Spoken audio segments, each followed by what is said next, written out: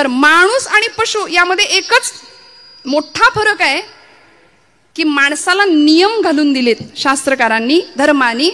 पशूंना काही नियम नाहीत, कुठलं बंधन नाही, कसंही जगा कसंही वागा. आणि आज माणूस नियमबाह्य वर्तन करतो, मर्यादे पलीकडे जाऊन वर्तन करतो, म्हणून तर त्याचं जगणं मानव न राहता मानवाचा दानव झालाय. ही परिस्थिती आहे. म्हणून आतमध्ये डोकवायचं असेल तर संतांच्या वाटेवरून चालावं लागेल. आणि मग नियम काय दिलेत आम्हाला, त्या नियमांनी आमचं अनुसरण करावं लागेल. व्रत, वैकल्य, जपजाप्य, तीर्थयात्रा, दान, धर्म जो तो सगळे आपापल्या परीने करतात. परमार्थ ज्याला त्याला जमेल, ज्याला त्याला पचेल, ज्याला त्याला रुचेल असा प्रत्येक जण करतोय. पण कधी कधी काय होतं, खूप लक्ष देऊ नाही का, परमार्थाचा अर्थ कळायला आम्हाला वेळ लागतो बरं का. परमार्थाचा अर्थ कळायला आम्हाला वेळ लागतो, अर्थाचा परमार्थ लगेच कळतो. विठ्ठल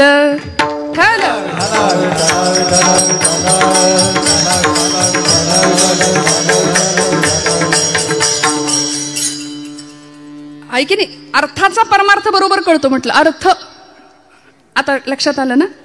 हा, परमार्थाचा अर्थ कळत नाही म्हणून गोंदवलेकर महाराज आमचे फार सुंदर सांगतात की प्रपंच आम्ही आवडीने करतो आणि परमार्थ सवडीने करतो. वास्तविक झालं पाहिजे उलट, प्रपंच सवडीचा आणि परमार्थ आमच्या आवडीचा असला पाहिजे. त्यामुळे मग पांडुरंग परमात्म्याशी संलग्नता, एकरूपत्व जे संतांनी प्राप्त केलं, 28 युगांपासून पांडुरंग परमात्मा तिष्ठत उभा आहे.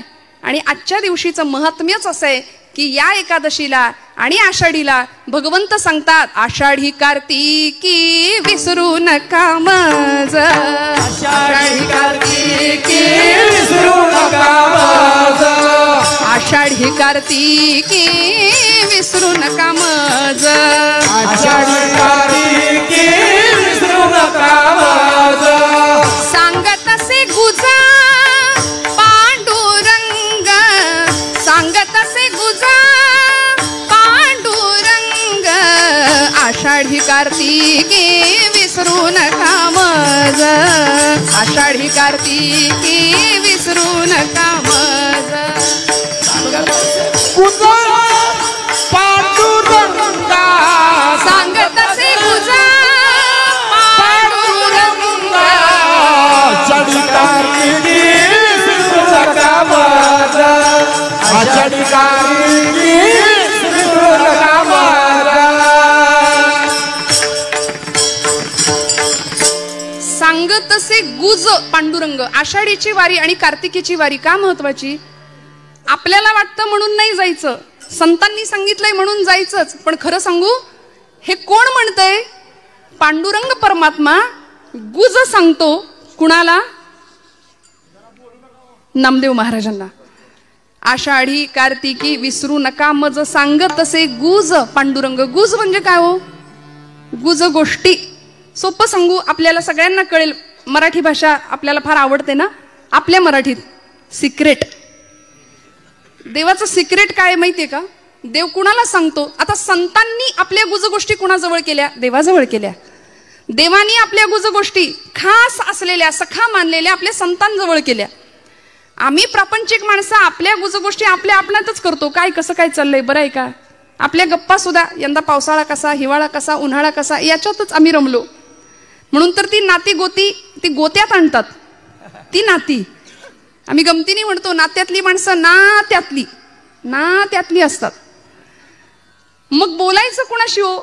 गंमत सांगू, लोकांतात असताना देवाचं बोलायचं बरं का. लोकांतात असताना देवाचं बोलायचं आणि एकांतात असताना देवाशी बोलायचं. आहे की नाही? बाकी सगळ्या गोष्टी बाजूला ठेवूया. भगवंत स्वतः नामदेव महाराजांना सांगतात, आषाढी कार्तिकी विसरू नका मज नामया. भगवंत त्यांची व्यथा व्यक्त करतात. थोर प्रेमाचा भुकेला हाचे दुष्काळ तयाला. म्हणले माझ्याकडे येणारे सगळे व्यापारी आहेत मेले. काहीतरी पाहिजे, हा देवा आमचं हे कर ते कर, आम्हाला हे दे ते दे, मग तुझं फलान करीन, अमुक करीन, तमुक करीन. सगळे व्यापारी. पण प्रेम भावनेनी माझ्याकडे येणारी माणसं खूप कमी आहे. तीही त्रिभुवनी नाही मज कोणी. हे भगवंत स्वतः सांगतात. सांगे चक्रपाणी नामयासी. भगवंत स्वतः नामदेव महाराजांना सांगतात. म्हणून तर सखा होता भगवंतांचा नामदेव महाराज. म्हणजे प्रेम भांडारी होते. प्रेमाच्या गोष्टी भगवंत नामदेवांशीच करायचे. नामयाचे प्रेम केशवची जाणे, केशवासी राहणे नामया पाशी, असं दोघांचं सुंदर नातं होतं. म्हणून भगवंत सांगतात, कुणालाही नाही, नामदेव महाराजांना सांगतात की मला विसरू नका. एकादशी का करायची? उपवास आपण शब्द वापरतो, आपण म्हणतो उपास. खरं तर भगवंताच्या उप म्हणजे जवळ राहायला मिळणं आणि वास म्हणजे वस्ती करायला मिळणं म्हणजे उपवास. आम्ही उपवासाला, आपल्याकडे म्हणच आहे एकादशी आणि दुप्पट खाशी, नाही का? म्हणून तर उपवासाला आमच्या पुण्यामध्ये उपवासाचे 108 पदार्थ मिळतात. ते पुस्तक मिळतं रेसिपीचं. उपासाची कचोरी आहे, उपासाचा डोसा आहे, उपासाचा वडा आहे, उपासाची भजी आहे, उपासाचा अजून काय भाकरी आहे, ढोकळा आहे. बघा कशी उत्तर. म्हणजे हे सगळं झालंय आज, आहे की नाही? भरपूर ताट आमचं भरलेलं, कधी न भरलेलं असतं एवढं आजच्या दिवशी असतं. पुण्याजवळ कोडीत नावाचं गाव आहे, त्या गावचे महाराष्ट्राचे प्रसिद्ध साहित्यिक आचार्य अत्रे, प्रल्हाद केशव अत्रे, त्यांनी खूप सुंदर विडंबन केलं. ते म्हणाले, गुरुजी खूप सुंदर गातात बरं का, उपास मज लागला सखे ग बाई, उपास मज लागला. आहे ना सगळ्यांचा उपास? उपवास आहे ना? फराळ शब्दच असा आहे की म्हणताना तोंड गरगरीत होते आमचं. हंगामानुसार फळ फळावळ असतेच. बरं, उपास म्हटलं की ते सगळं आम्हाला लागतं त्या दिवशी. म्हणजे भगर असू दे, साबुदाण्याची खिचडी असू दे, शेंगदाण्याची आमटी, हा प्रकार असा आहे की कितीही होता भगरीत तो खपतो. आणि इतकं सगळं, म्हणजे किती वाट्या संपल्या त्याचं काही भान राहत नाही. सगळं कॉन्क्रीट जाम होतं एकदम आजच्या दिवशी, होतं की नाही? आणि एवढं करून चेहरा असा असतो. उपास उपास आहे, काही गिळलंच नाही जणू. उपास मज लागला सखे ग बाई, उपास मज लागला. उकडले बटाटे 6 एकटीसाठी, मोजिल्या खारका 10, किस नुसता केला पहा सखे ग बाई, उपास मज लागला. उपास मज लागला सखे ग बाई, उपास मज लागला. दिवसभर सगळं झाल्यानंतर शेवटी हा उपास मज भोवला, जीव कासा विष झाला. नाहीच जमलं शेवटी. आणि मग दही भात मधुर चोपला सखे ग बाई, उपास मज लागला. त्यामुळे असा उपास काहीच कामाचा नाही. भगवंत हट्ट नाही करत हे सगळं माझ्यासाठी करा म्हणून. अहो, ज्या संसारामध्ये आम्ही स्वतः बांधले गेलोय तिथे भगवंत आम्हाला आठवत नाही. देवानी नाही आम्हाला बांधलं, सद्गुरूंनी नाही आम्हाला बांधलं, आम्ही स्वतःला बांधून घेतलं. सद्गुरू आणि भगवंत आम्हाला सोडवायला आलेत खरं तर. त्यामुळे इथे येऊन भक्तीच्या प्रांतामध्ये भगवंत बाजूला राहतो. प्रपंचामध्ये भगवंत कधी येतच नाही आमच्या. अत्यंत आवडीने प्रपंच करतो. आणि मग असं करता करता करता जे काही मागणी याचना आम्ही करतो ना, ती फक्त प्रापंचिकच असते आमची.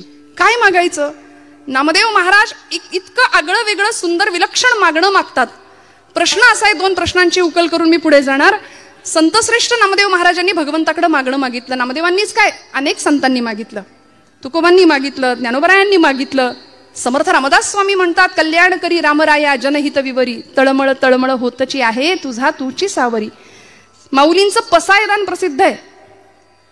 विश्वाचे आर्त माझ्या मनी प्रकाशले असं म्हणणारे ज्ञानोबराय जगाच्या कल्याणाकरता विश्वात्मक भगवंताकडे पसायदान मागतात.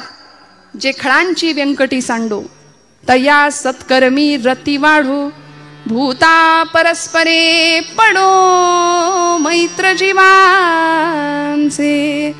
खळांची व्यंकटी सांडू दे, दुष्टांचा दुष्टपणा नष्ट होऊ दे म्हणाले. इतकं उदात्त.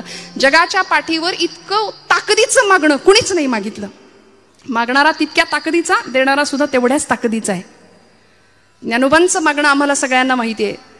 ज्यांचा अभंग आपण निरूपणाला घेतलाय त्या नामदेव रायांचं पसायदान प्रसिद्ध आहे. आकल्पायुष्य भावे तया कुळा, माझी या सकळा हरिचिया दासा. हे नामदेवांचं मागणं प्रसिद्ध आहे. प्रश्न असा आहे, संत का मागतात? जर संत आहेत तर ते मागतात का? मागायची गरज का पडते? कारण भगवद्गीतेच्या 12व्या अध्यायामध्ये भगवंताला मला प्रिय भक्त कोण आहे याचं उत्तर भगवंत सांगतात ना. अनपेक्ष शुचिर दक्ष उदासीनो गतव्यथा सर्वारंभ परित्यागी यो मद्भक्ता समे प्रिय. अनपेक्ष, ज्याची कुठलीच अपेक्षा नाही. आणि भक्तीचं सगळ्यात मोठं लक्षण आहे निष्काम, काहीच नको. सध्या मिशनपेक्षा कमिशनला जास्त महत्व आहे. निष्कामता भक्तीमध्ये नाही ना. त्यामुळे अशी निष्कामता ज्याच्याकडे आहे तो भक्त मला प्रिय आहे असं जर भगवंत म्हणतात तर संतांनी का मागितलं? त्याचं कारण मला असं पहिलं वाटतं की देवच मागे लागला, माग माग म्हणून. अहो देवच मागे लागले, काहीतरी मागा, काहीतरी मागा. भानुदासांच्या मागे भगवंत लागले होते, महाराज काहीतरी मागा. पण भक्तीतलं सामर्थ्य भानुदास महाराजांचं असं होतं, ज्याला आपण ॲटिट्यूड म्हणूया नाही का, असं सुंदर कॉन्फिडन्स होता. म्हणाले देवा मला काहीच नको, तुलाच काही हवं असलं तर तू माझ्याकडे घे मागून, तुला काही हवं असेल तर मागून घे. आणि भगवंत तिथे याचकाच्या भूमिकेमध्ये राहतात आणि आपल्या भक्ताला म्हणतात की मला तुमच्या कुळात अवतार घ्यायला, जन्म घ्यायला परवानगी द्या. मग भानुदासाचे कुळी महाविष्णूचा अवतार एकनाथ बाबा जन्म घेतात त्या कुळामध्ये. त्यामुळे काही नियम, वाचिक नियम आणि मानसिक नियम सांगत असताना संतश्रेष्ठ श्री नामदेवराय महाराज पांडुरंग परमात्मा ज्यावेळी विचारतो नामदेवा काहीतरी मागा, काहीतरी मागा, नामदेव महाराज पहिला नियम सांगतात भगवंतांना अभंगाच्या प्रथम चरणात. देह जावो अथवा हो, देह जावो अथवा हो, देह जावो अथवा हो, देह जावो अथवा हो, देह जावो अथवा हो, देह जावो अथवा हो, देह जावो अथवा हो, देह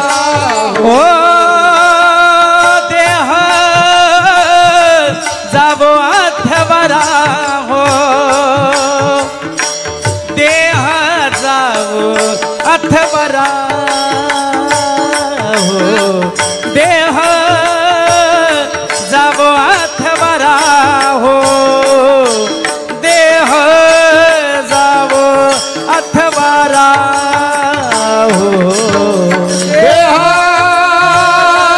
जावो अथवा हो, देह जावो अथवा हो, देह जावो अथवा हो, देह जावो अथवा हो.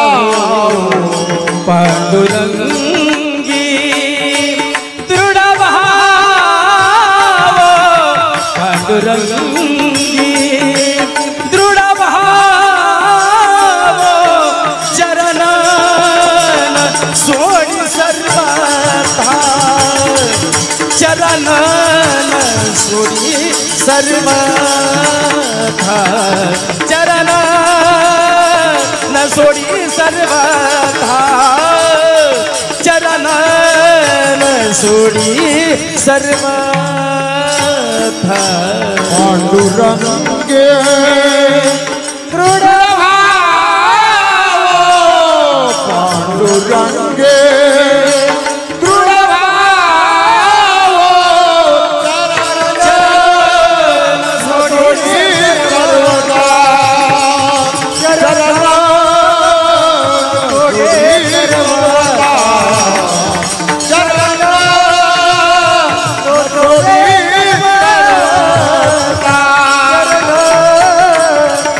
सोडी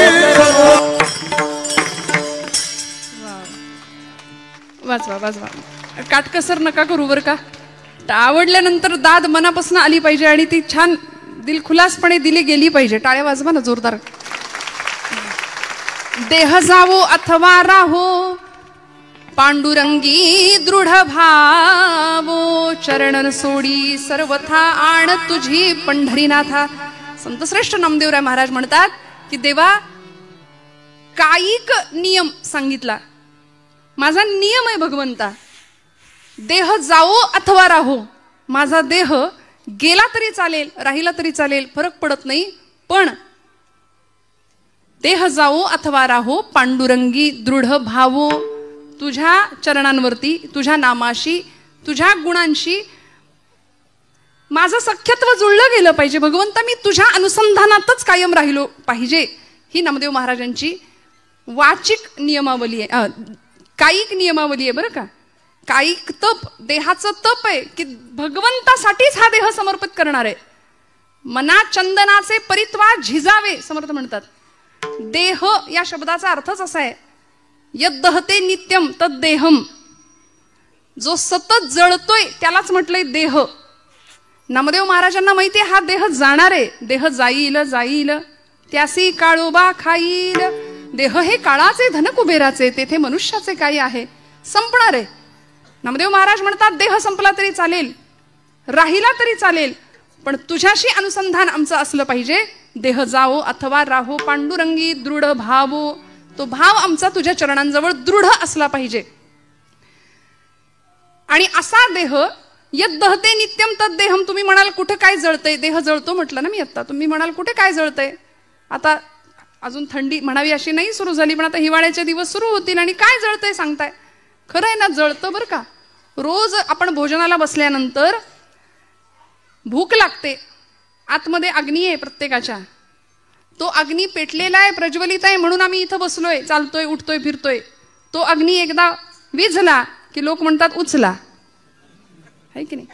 आज समाजामध्ये अशी मंडळी आहेत की देव आहे की नाही याच्यातच अडकलेली आहेत. अजून देव आहे की नाही यात चर्चा फिरतायत, पण देव आहे की नाही याच्यावर विचार करणाऱ्यांना बाबा महाराज सातारकर फार सुंदर सांगायचे. ते म्हणायचे तुम्ही देवाला माना किंवा मानू नका, पण त्यांनी तुम्हाला मानले एवढं लक्षात ठेवा. आणि ज्या दिवशी तो आपल्याला मानणार नाही त्या दिवशी आपल्या घरासमोर सुद्धा गर्दी जमेल. विठ्ठल विठ्ठल विठ्ठल.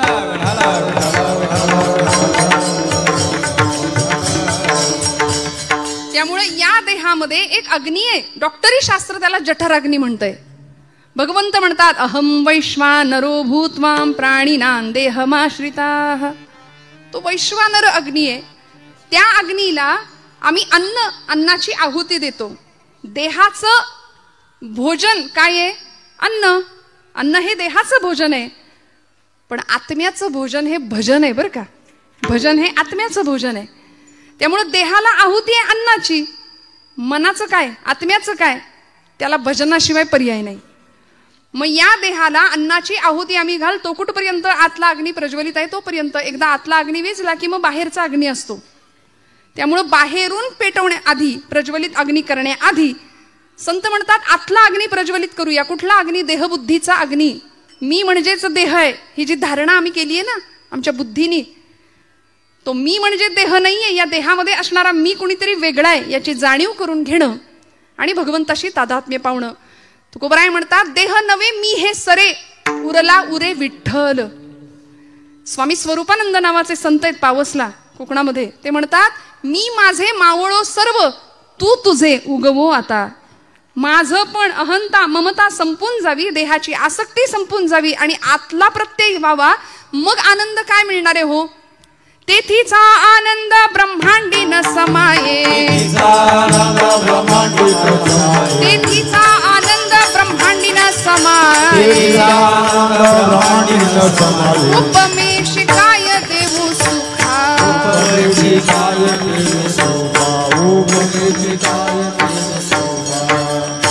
अंतरीची ज्योती प्रकाशली दीप्ती, मुळीची जी होती आच्छादिली. आतली ज्योत प्रज्वलित होणं, आणि एकदा का ती ज्योत प्रज्वलित झाली की मग सोहिरोबानाथ म्हणतात तेथे कैचे दिवस राती, तयाविण नेत्रपाती हलवू नको रे.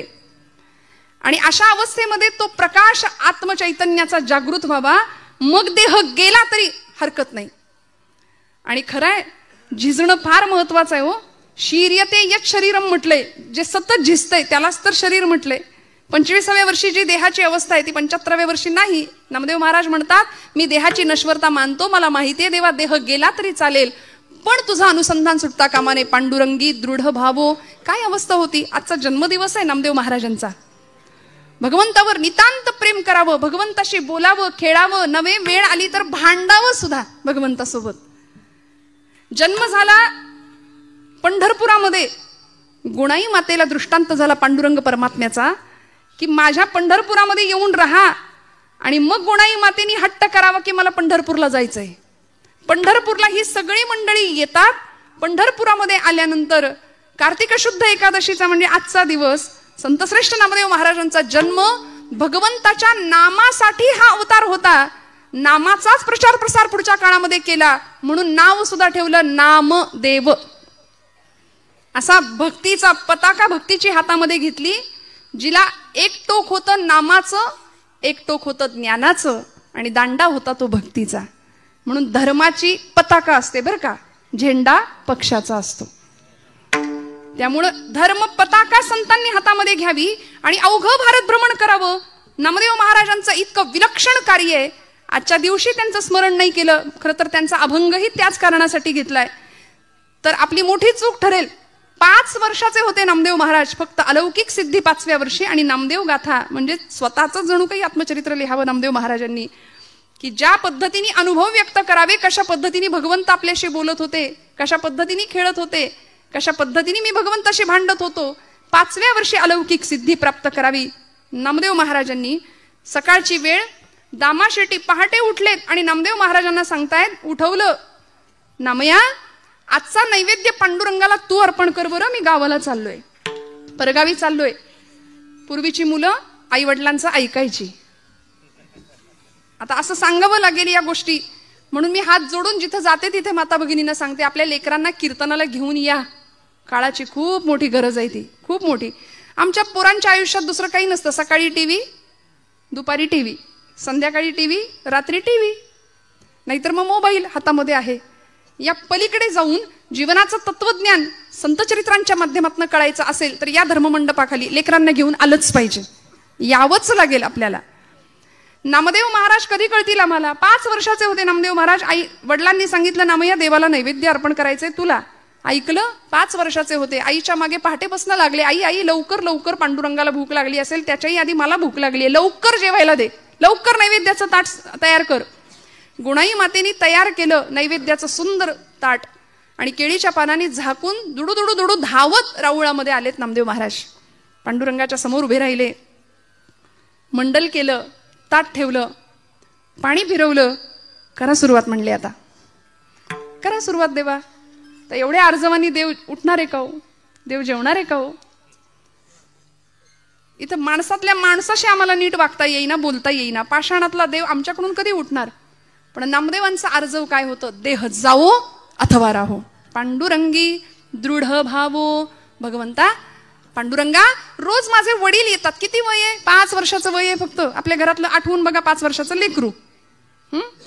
5व्या वर्षी नामदेव महाराज सांगतात, पांडुरंगा माझे वडील आज गावी गेलेत, रोज ते येतात आणि आज मी आलोय म्हणून हे बघ, बऱ्या बोलानं पटकन जेवण कर, उशीर झालाय, मी लवकर उठलोय तुला नैवेद्य द्यायचा म्हणून. जेव रे बाबा, उशीर करू नको. सगळे उपाय करून झाले तरी पांडुरंग हलेना, बोलेना, उठेना. आणि एक क्षण असा यावा, तितिक्षा काय असते, निष्ठा काय असते आणि दृढ भाव काय असतो. पांडुरंगी दृढ भावो काय असतो? नामदेव महाराज म्हणतात, देवा जर आता जेवला नाहीस ना बऱ्या बोलानं तर इथं या पायरीवर डोकं आपटून जीव देईन म्हणाले. आणि धावले ना. पायरीवर डोकं आपटणार, लागलंच नाही डोक्याला. मऊसर हात डोक्याखाली लागला आणि गाभाऱ्यातनं आवाज आला, नामदेवा दगडाचा देव कधी जेवतो का रे? नामदेव महाराज हुशार होते. नामदेव महाराज म्हणले, पांडुरंगा दगडाचा देव कधी बोलतो का रे? बोललास? बोललास?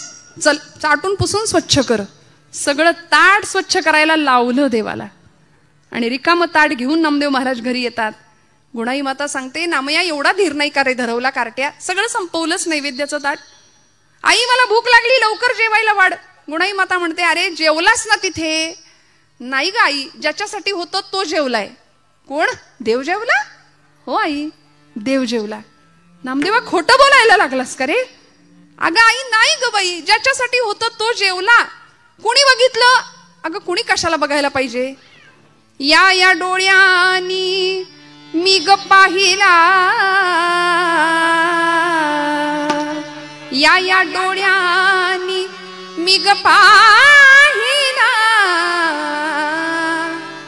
देव जेवला ग देव जेवला, देव जेवला ग देव जेवला.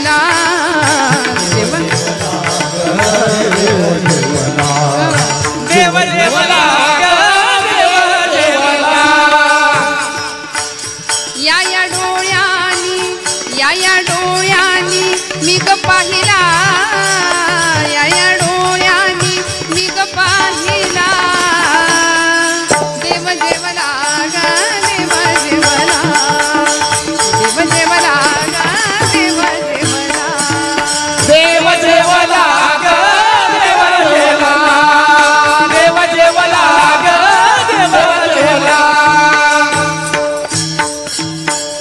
आई देव जेवला आणि 5व्या वर्षी भगवंतांनी यांच्याकडून जेवण करावं. आपल्याकडून जेवतात का? कधी कोणी जेवलंय बघा, आठवून बघा. आपण देवासाठी कधी रडलोय देव जेवत नाही म्हणून? नामदेव महाराज रडले, दृढ निष्ठा होती, दृढ भाव होता. आपण मूल रडलं, जेवलं नाही तर रडू. एखाद्या दिवशी आपलं पोटचं पोर जेवलं नाही ना महिला वर्ग, आपल्याला वाईट वाटतं का नाही? खरं सांगा. पण देवच जेवला नाही म्हणून आपण रडतोय का? नाही ना, नाही रडत आपण. देव जेवला म्हणून रडत नाही. नामदेव महाराज रडले देव जेवत नाही म्हणून. संत रडले भगवंतासाठी आणि अत्यंत आर्त स्वराने प्रार्थना करावी भगवंतांची. तेव्हा भगवंताला यावं लागायचं. पाषाणातलं चैतन्य जाग करण्याचं सामर्थ्य संतांकडे होतं. देह जावो अथवा राहो पांडुरंगी दृढ भावो. श्रोते हो, पायरीवरच्या एका फुलानी भगवंतांच्या गळ्यातल्या हारातल्या एका फुलाला प्रश्न विचारला, का रे बाबा, अरे आपण एकाच माळ्याच्या मळ्यात उगवलो, एकाच झाडाला होतो, एकाच टोपलीतनं इथं आलो, पण तुझं भाग्य तू देवाच्या गळ्यात आणि मी देवाच्या पायरीवर, सगळे तुडवून जातात मला. देवाच्या गळ्यातल्या त्या हारातल्या फुलांनी उत्तर दिलं, बाबा रे तुझं खरं आहे, मी देवाच्या गळ्यात आहे आणि तू पायरीवर पडलास, पण देवाच्या गळ्यात इथं विराजमान होण्याकरता माझं काळीज आरपार करायला लागलं रे. मला सगळी सुई माझ्या काळजातनं घालून घ्यावी लागली. महाराजांचा अभंग आहे, साहून या टाकी घाये पाषाण देवची झाला पाहे. देह जावो अथवा राहो ही अवस्था असेल तर भगवंत आपलंसं करून घेतल्याशिवाय राहत नाही. आणि मग एकदा त्या चरणांची आसक्ती किंवा त्या चरणांचा आनंद मिळाला तर परिणाम काय होतो? नामदेव महाराज अभंगाच्या 2ऱ्या चरणात सांगतात,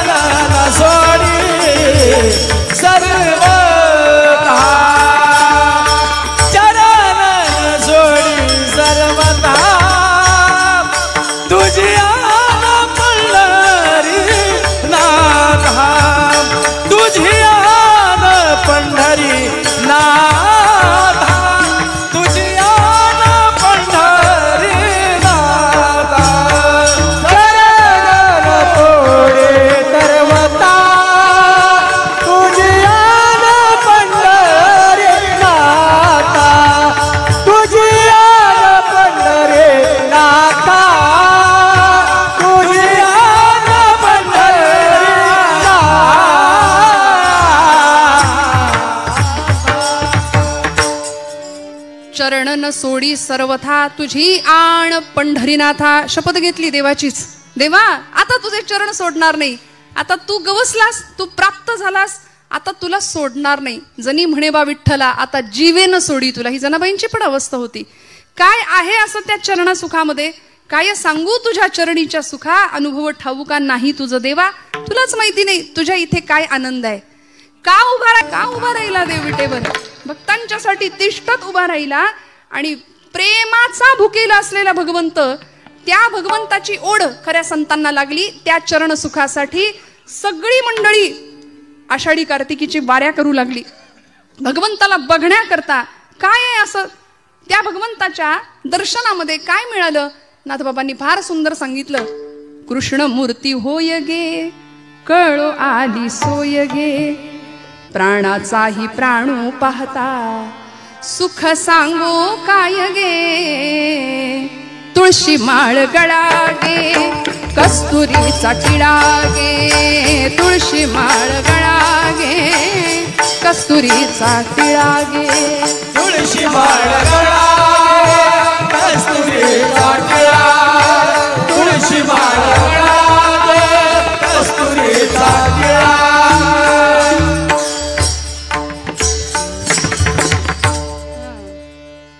तुळशी हार गळा गे, कस्तुरीचा टिळा गे, भक्त कृपेची माय गे, ओळखिली विठाई गे, एका जनार्दनी विटे जोडी आले पाय गे. चरण न सोडी सर्वथा. नाथांनी काय केलं? एका जनार्दनी विटे जोडी आले पाय गे, तुळशी माळ गळा गे, कस्तुरीचा टिळा गे. संतांनी सांगितलं जसं एखाद्या भ्रमराला, त्या कमळाला कळत नाही माझ्याकडे काय आहे, पण भ्रमराला कळतं. कुमुदिनी काय जाणे परिमळ भ्रमरा, सकळ भोगीतासे कुमुदिनी काय जाणे. भगवंतांच्या चरण सुखामध्ये नेमकं काय आहे? सगळ्या सुखांचा आगर असलेला परमात्मा, त्याच्या चरणाचं वेड संतांना लागलं.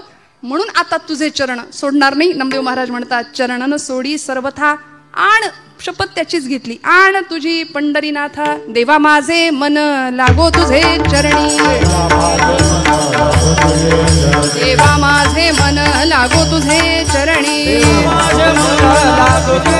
संसार व्यसनी पडो नेदी, संसार व्यसनी पडो नेदी, संसार व्यसनी पडो नेदी.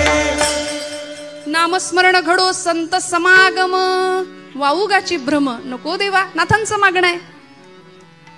आज या कायिक आणि वाचिक मानसिक मागण्यामध्ये, नियमामध्ये संतश्रेष्ठ नामदेव महाराज सांगतात, हा मानसिक नियम आहे बरं का. चरणन सोडी सर्वथा, आण तुझी पंढरीनाथा. या मनानी धाव कुठं घेतली पाहिजे? तुकोबराय सांगतात, मना तेथे धाव घेई,